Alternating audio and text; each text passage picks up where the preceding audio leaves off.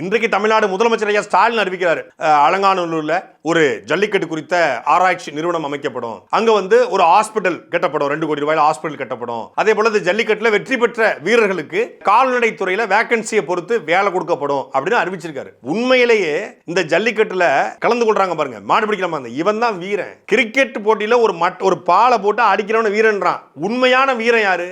எங்க உயிரை பற்றி கவலைப்படாது, எந்த நேரமும் என்ன வேணாலும் நடக்கலாம்ங்கிற இடத்துல நம்முடைய பண்பாட்டை, நம் கலாச்சாரத்தை அடுத்த தலைமுறைக்கு கடத்த வேண்டும். இது இன்னைக்கு நேரத்தில் ஒரு 50,000 ஆண்டுகளாக தமிழர்களுடைய மரபில் பாரம்பரியத்தில் இருந்த ஒரு விளையாட்டை அடுத்த தலைமுறைக்கு இன்னைக்கு ஜென்சி கிட்ஸ் கடத்தி அதன் மூலமாக அடுத்தடுத்த தலைமுறைக்கு கடத்துவதற்காக நடத்தப்படுகிற ஒரு போட்டியில ஒருத்தர் நிக்கிறான். படிச்சவன், எல்லாருமே யாரும் படிக்காதவங்க கிடையாது, படிச்சுட்டு தான் ஏதோ மாடு மேய்ச்சிட்டு இருக்க, மாடை போய் அடக்கிறான்ல, படிச்ச பொறியாளர், டிகிரி முடிச்சவன், ஒரு நல்ல குவாலிஃபிகேஷன் உள்ளவன் தான் அந்த களத்தில் நிக்கிறான். அப்ப அவனுடைய தகுதியின் அடிப்படையில் அவனுக்கான வேலையை பல்வேறு துறைகள், கால்நடை துறையில தான் கொடுக்கணும் இல்ல, அவன் படிச்ச படிப்புக்கு தகுந்தவாறு பல்வேறு வேலைகளை அரசு ஒதுக்க வேண்டியது அரசுடைய கடமை. இதையே இவ்வளவு நாள் கோரிக்கை வச்சு இப்பதான் கால்நடை துறையில வேகன்சி இருந்தா அதன் அடிப்படையில் வேலை கிடைக்கும் சொல்லிருக்காரு.